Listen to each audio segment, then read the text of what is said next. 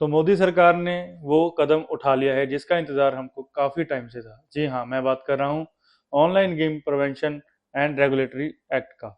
अभी ये एक्ट बना नहीं है, ये अभी बिल राज्यसभा और लोकसभा में पास हुआ है।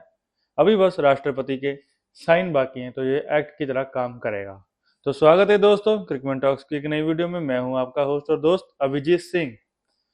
तो हुआ यूं कि अब जो बड़ी बड़ी ऐप्स हैं, जो गेमिंग ऐप अपने आप को कहती थी, लेकिन वो ऑनलाइन गैम्बलिंग या फिर ऑनलाइन मनी लॉन्ड्रिंग गेम्स को ज़्यादा प्रमोट कर रही थी, जैसे कि Dream eleven, My eleven Circle, WinZO, Rummy Circle और बहुत सारी गेम्स ऐसी, या बहुत सारी ऐप्स हम बोलें, उन सभी के ऊपर अभी तलवार लटक चुका है। जी हाँ, वो एकदम बैंड होने के कगार पे आ चुके हैं।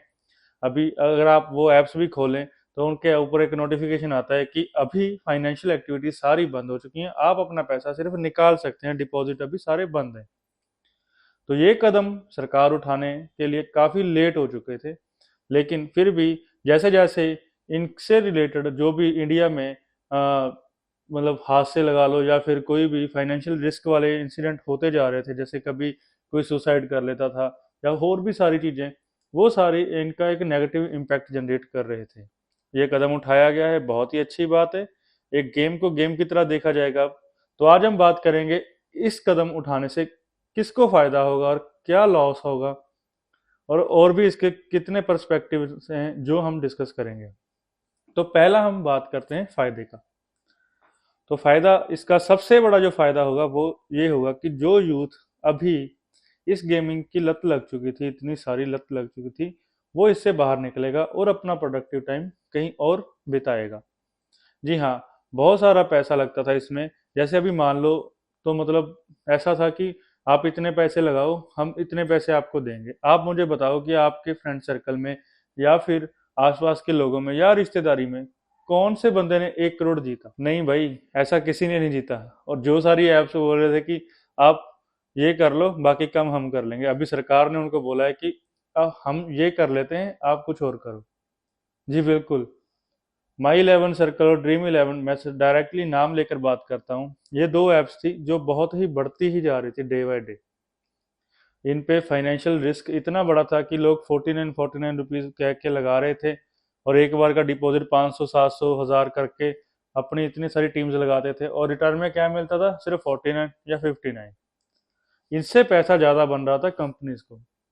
अगर हम इसको ज़्यादा डीपली एक्सप्लोर कर चुके हैं, तो उसमें एक ऐसे मैचेस भी आते थे जहाँ पे सिर्फ दो प्लेयर्स ही आपस में कंपटीशन लगाते थे। उसमें क्या होता था कि 59 का मैच है, दोनों प्लेयर्स 59 का मतलब इन्वेस्ट करते थे, और रिटर्न में क्या मिलना था? 80 रुपीज़।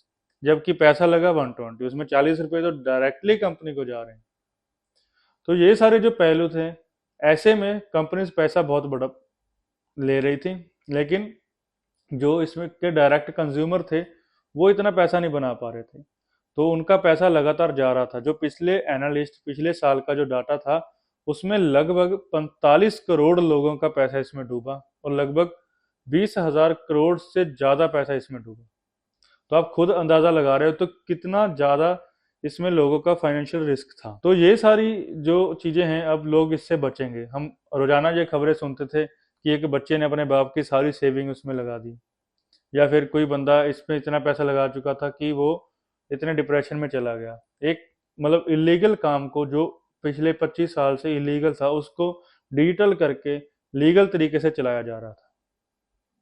तो पहला फायदा तो सबसे बड़ा ये रहेगा। और दूसरा फायदा कि अभी जैसे टूर्नामेंट्स होते थे, आईपीएल या फिर और बड़े स्टेक के टूर्नामेंट होते थे, वर्ल्ड कप या और कुछ भी, तो वहां पे एक गेम को गेम के पर्सपेक्टिव से नहीं देखा जाता था। वहां पे एक एक अर्निंग का सोर्स सोच के देखा जा रहा था कि हाँ, यहाँ से हम पैसा कमाएंगे।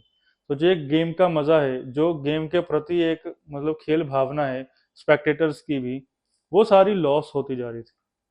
तो कहीं ना कहीं इसके रिगार्डिंग बहुत सारे बंदे ऐसे थे जो मतलब अपना इंटरेस्ट गेम में खो रहे थे, और सिर्फ अपना इंटरेस्ट गेम में इसलिए रख रहे थे बिकॉज वो ऐसा एनालिस्ट कर पाए कि उनको पैसा मिले। तो ये सारी चीज़ें हैं, इससे स्पोर्ट्स भी बचेगा।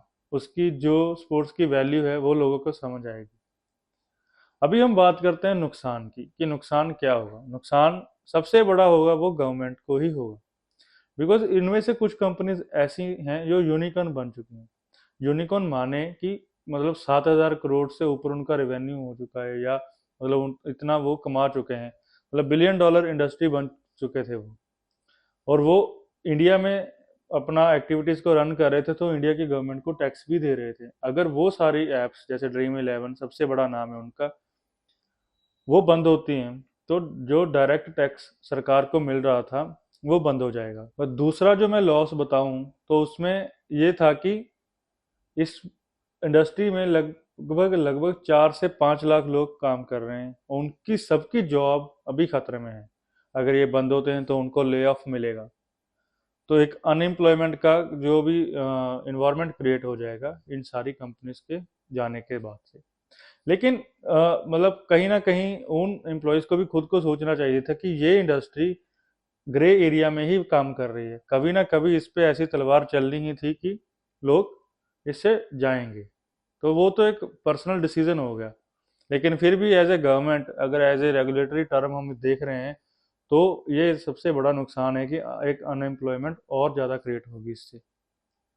अभी कंपनीज हैं जो dream eleven, My eleven circle, वो बोल रहे हैं कि हम सुप्रीम कोर्ट के पास जाएंगे। ड्रीम इलेवन पहले भी कई बार सुप्रीम कोर्ट के पास जा चुकी है और अपने हक में डिसीजन ले चुकी है, लेकिन इस बार जो एक्ट पास हुआ है वो कहीं ना कहीं इतना ज़्यादा ड्रीम इलेवन के या और कंपनी के हक में नहीं जाएगा। उनको कोई रास्ता और ढूंढना पड़ेगा to run their activities in India, कि जहाँ पे फाइनेंशियल रिस्क ना हो। तो इसमें कौन कौन सी गेम्स इस एक्ट में बैन हो सकती हैं और कौन कौन सी गेम सेफ हैं, इस चीज़ की भी हम क्लैरिटी देते हैं।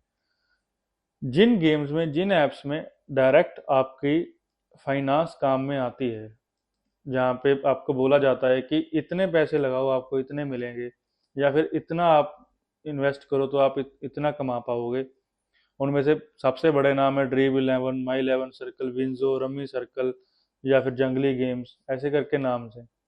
वो सारी गेम्स अभी बंद हो जाएंगी अगर ये एक्ट पास हुआ तो। अभी बिल पास हुआ है, एक्ट नहीं बना। एक्ट पास हुआ तो ये सारी गेम्स बंद हो जाएंगी।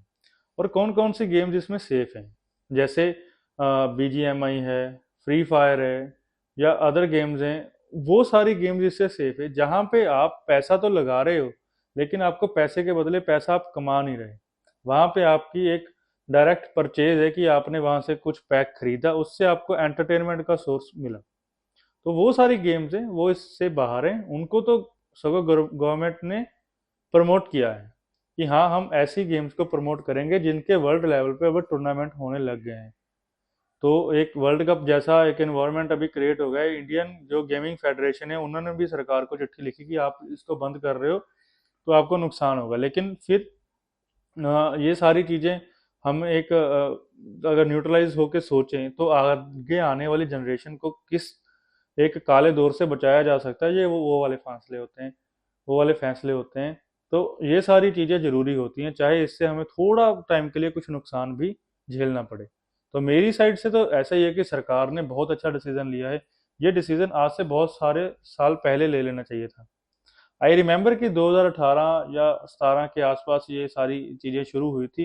अभी 8 साल हो गए। 8 साल में ये इंडस्ट्री इतना बड़ा हो चुका था कि मतलब हर एक एज का ग्रुप का पर्सन इसमें इन्वेस्ट कर रहा था, बच्चे से लेके यूथ, फिर उसके बाद जो भी मतलब मिडिल एज वाले पर्सन होते हैं वो सारे बंदे इसमें इन्वेस्ट कर रहे थे।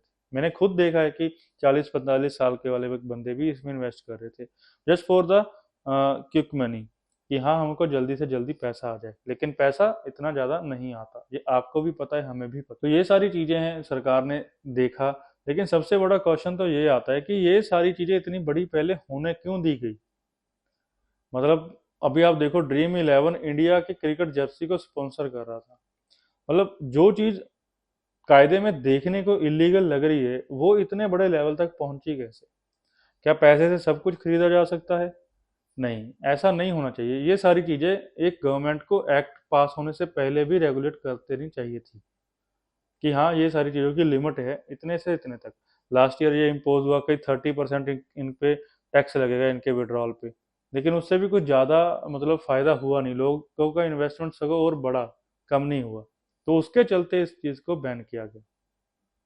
तो फिलहाल आज के लिए सिर्फ इतना ही। ये एक बहुत बड़ी खबर है, एक गेम चेंजिंग डिसीजन है मोदी गवर्नमेंट का। तो आई सपोर्ट दिस डिसीजन कि हाँ ऐसा होना चाहिए, आगे आने वाले दौर को ऐसी गैम्बलिंग गेम से बचाना चाहिए। हमने क्रिकेट में बहुत सारा मतलब ऐसा देख चुके हैं कि जब भी 99 के टाइम, अजरुद्दीन के टाइम, जब उन पे बैटिंग का केस लगा था, मैच फिक्सिंग का केस लगा था, कितने सारे बुकीज को अरेस्ट किया गया था। वो फिजिकल गैम्बलिंग हो रही थी वहां पे, तो वहां पे जब वो इलीगल है तो फिजिकल और डिजिटल में फर्क क्या है, जब हम काम तो वही कर रहे हैं। तो ऐसी सारी चीजें हैं, इनसे एज ए पर्सन हमारी भी रिस्पॉन्सिबिलिटी बनती है कि हम इससे दूर रहें, अपना हार्ड अर्न मनी जो कमाया होता है इस ऐसे क्विक मनी के लालच में अपना ना खोएं। तो फिर खैर, इसके आगे इसके रिगार्डिंग कोई भी न्यूज़ आएगी हम आपको देते रहेंगे। तो आज के लिए सिर्फ इतना ही, मिलते हैं एक बहुत जल्द एक अच्छी वीडियो के साथ, एक बहुत अच्छी न्यूज़ के साथ आपके पास।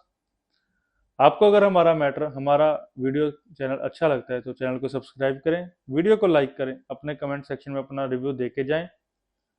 जल्दी मिलेंगे, तब तक के लिए बाय बाय।